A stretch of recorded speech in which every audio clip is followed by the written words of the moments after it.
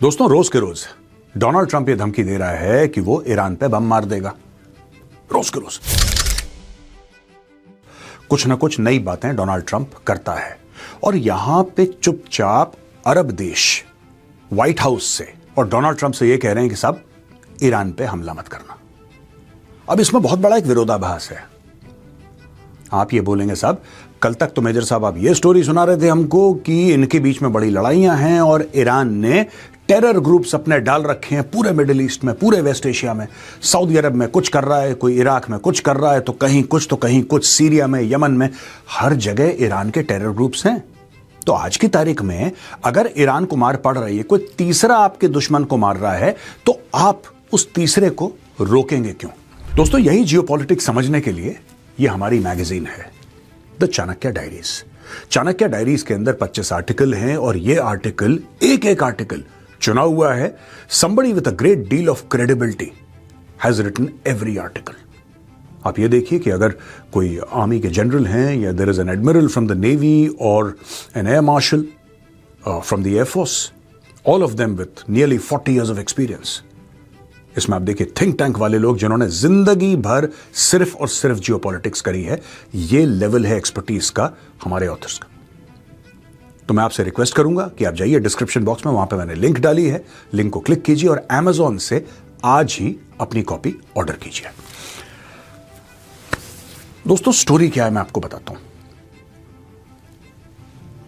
बात वही है ना कि ईरान से इनकी दुश्मनी है, तो अगर अमेरिका अटैक करता है इनको खुशियां मनानी चाहिए। इनके गले क्यों सूखे हुए हैं?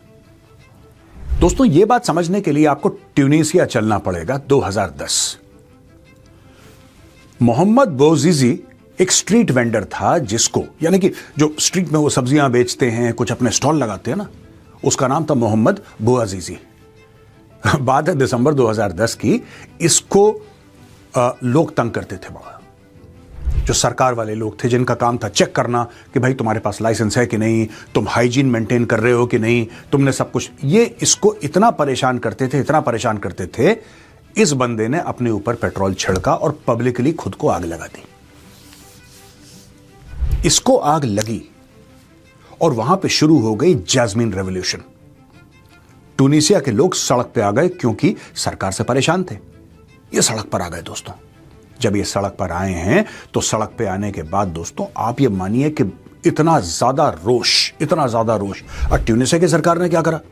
फौज को बोला कि नहीं तुम गोली मारो। फौज को बोला तुम गोली मारो।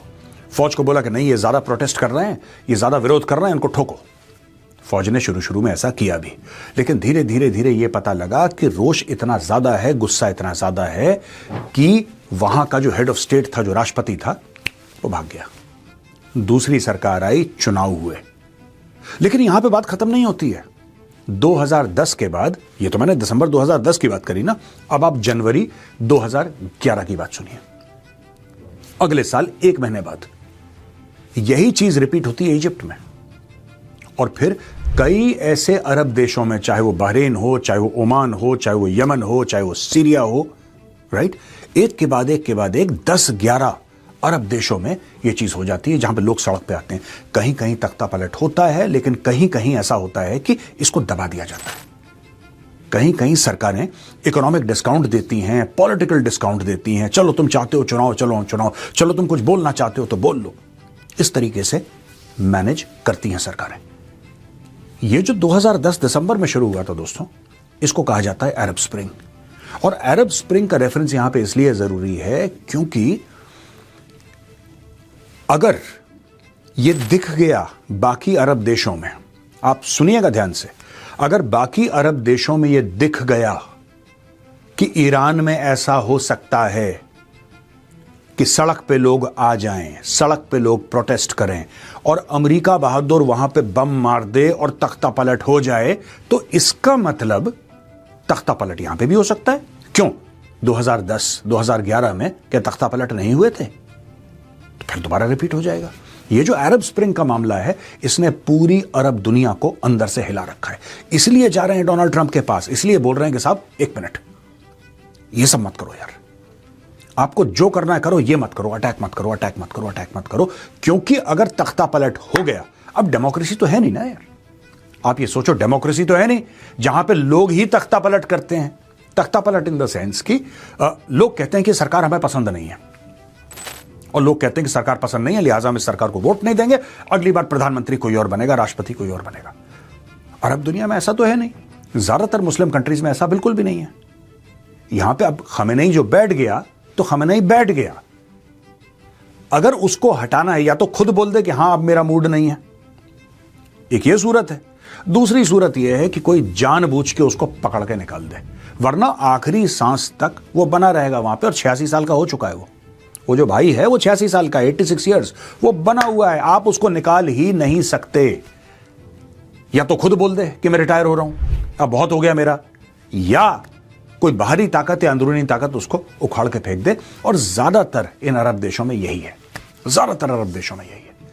तो बड़ी मुश्किल हो जाती है यहां पे। अब उनको ऐसा लग रहा है कि अगर ईरान में हो गया तो फिर ये आग फैलेगी, वही अरब स्प्रिंग 2.0 हो सकता है। यहां पे एक दो बातें और हैं दोस्तों, इसका इकोनॉमिक फॉलआउट है। आपको पता है दुनिया के 20% जो ऑयल हैं जो समुद्री रास्ते से जाते हैं, that goes through the straight of Hormuz. अगर स्ट्रेट ऑफ हॉर्मुज डिसरप्ट होता है, डिस्टर्ब होता है, तो 20% दुनिया का जो तेल है वो डिस्टर्ब होगा। यानी कि तेल के भाव बढ़ेंगे। जब तेल के भाव बढ़ेंगे तो सब्जियों के भाव बढ़ेंगे, मसालों के भाव बढ़ेंगे, हर चीज के आने जाने के भाव बढ़ेंगे, एवरीथिंग, एजुकेशन के भाव बढ़ेंगे भाई, हर एक चीज के भाव बढ़ेंगे। तो लोग ये नहीं चाहते कि ये चीज डिस्टर्ब हो जाए, डिसरप्ट हो जाए। और वहां पे सऊदी अरब ये प्लान बना रहा है कि 2030 के बाद एक नया सऊदी अरब हो। 2030 का चैप्टर क्या है सऊदी अरब का, ये भी समझ लीजिए दोस्तों। और इसके ऊपर भी एक बहुत इंटरेस्टिंग स्टोरी है द चाणक्य डायरीज में, बहुत इंटरेस्टिंग स्टोरी है सऊदी अरब वाले चैप्टर की, आप ये जरूर पढ़िएगा, those of you who are buying this, कि पोस्ट ऑयल सऊदी अरब को यह पता है कि तेल खत्म होने वाला है, आज नहीं तो कल, नहीं तो 20-30 साल के बाद तेल खत्म हो जाएगा। और जब तेल खत्म होगा तब आप क्या करेंगे भाई? क्योंकि अभी तो देखिए ना, अभी आप जमीन खोद रहे हैं, तेल निकाल रहे हैं, तेल बेच रहे हैं, मजा आ रहा है, मजा आ रहा है, खूब पैसे आ रहे हैं, इसमें ज्यादा मेहनत भी नहीं है क्योंकि ऑलरेडी तेल है, ऑलरेडी ऑयल है। लेकिन वो ऑयल एक फाइनाइट रिसोर्स है। एक ऐसा समय आएगा जब सारा तेल खत्म, क्योंकि गाड़ी में तेल डलना है, हवाई जहाजों में तेल डलना है, बाकी जो भी चीज तेल से चलती है, चाहे एनर्जी प्रोडक्शन हो चाहे कुछ भी हो, उसके लिए तेल आपको चाहिए। लेकिन वो तेल जो है वो फाइनाइट है, वो एक लिमिटेड क्वांटिटी का है, वो जिस दिन खत्म हो जाएगा फिर क्या होगा? तो सऊदी अरब को इसकी भी चिंता सताए रखी है, बिल्कुल बहुत ज्यादा। तो सऊदी अरब कह रहा है कि ये कंस्ट्रक्शन का प्रोजेक्ट करो, ये करो, ऐसा करो, 10 चीजों में। आईपीएल में $5 अरब लगाए सऊदी अरब ने, क्यों लगाए हैं? क्यों सऊदी अरब ने आईपीएल में $5 अरब लगाए हैं? क्यों यहां पे भारत के बड़े बड़े बॉलीवुड के सितारे जाते हैं सऊदी अरब, और सऊदी अरब जाने के बाद वहां पे अपना एंटरटेनमेंट के प्रोग्राम्स करते हैं? क्यों है? अचानक ऐसा क्यों है सऊदी अरब में? ऐसा क्यों हुआ सऊदी अरब में कि अचानक औरतों को यह बोला कि ठीक है आप गाड़ी चला लो? ऐसा क्यों है कि कुछ जगह सऊदी अरब में, कुछ जगह वेरी लिमिटेड बट है, अब शराब बिक सकती है? ऐसा क्यों हो रहा है?